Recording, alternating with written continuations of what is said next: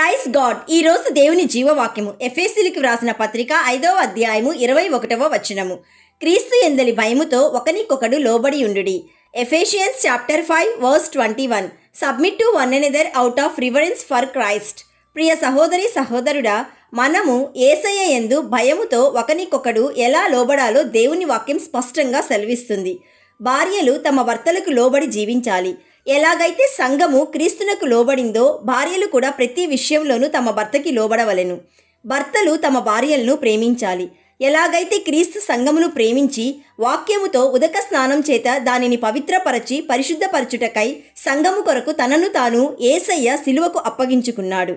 అదే విధముగా భర్త కూడా తన బాధ్యతగా తనను తాను కుటుంబానికి సమర్పించుకొని కుటుంబాన్ని క్రీస్తు అన్న బండ మీద పునాది వేయాలి. అప్పుడు ఆ కుటుంబం ఎన్నడూనూ కదల్చబడదు. పిల్లలు తమ తల్లిదండ్రులకు విధేయులై జీవించాలి. ఆ దీవెన వారికి దీర్ఘాయుష్మంతులుగా చేస్తుంది.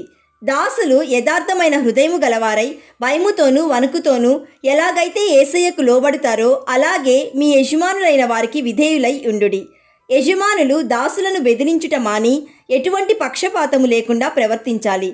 ఎందుకంటే లోకంలోని ప్రతి మనుష్యునికి యజమానుడైన వాడు పరలోకమందున్నాడనియు ఆయనే ప్రభువైన యేసుక్రీస్తు అనియు ఆయనకు పక్షపాతం లేదని తెలుసుకొనుడి. So my dear friend, scripture says God opposes the proud but gives grace to the humble. కాబట్టి ప్రియ సహోదరి సహోదరుడా, తండ్రి అయిన దేవుని నుండి ప్రభువైన యేసుక్రీస్తు నుండి సమాధానమును విశ్వాసంతో కూడిన ప్రేమయును ఒకరికొకరు కలిగి ఉండాలని మేం ప్రార్థిస్తున్నాము.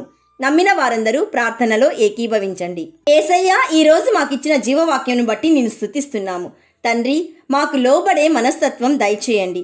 ఈరోజు జీవవాక్యం వింటున్న ప్రతి ఒక్కరూ వారి కుటుంబాలు ఒకరికొకరు లోబడి సమాధానంతోనూ ప్రేమతోనూ జీవించాలని ప్రేమామయుడైన యేసయ్య నామంలో అడుగుచున్నాము తండ్రి. ఆమేన్. God bless you.